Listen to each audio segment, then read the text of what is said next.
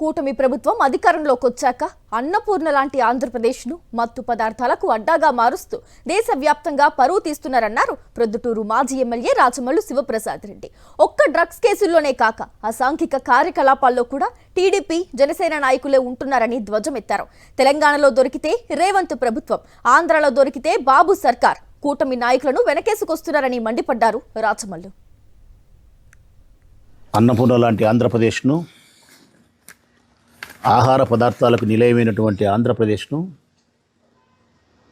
మత్తు పదార్థాలకు అడ్డా చేసింది తెలుగుదేశం పార్టీ ప్రభుత్వం.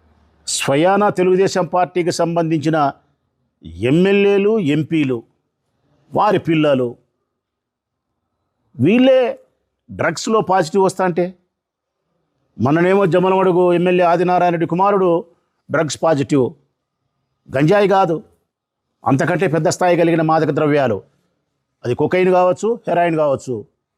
ఈరోజు పుట్టా మహేష్ యాదవ్ ఎంపీ గారు స్వయంగా ఎమ్మెల్యేలు, ఎంపీలు వారి పిల్లలే, తెలుగుదేశం పార్టీకి సంబంధించిన ఎమ్మెల్యేలు, ఎంపీలు వారి పిల్లలే డ్రగ్స్లో పట్టుబడతా ఉంటే, దాంట్లో పాజిటివ్ అని నిర్ధారణ వస్తూ ఉంటే, వీళ్ళకి ఏం సందేశం ఇవ్వాలనుకుంటున్నారు చంద్రబాబు నాయుడు గారు?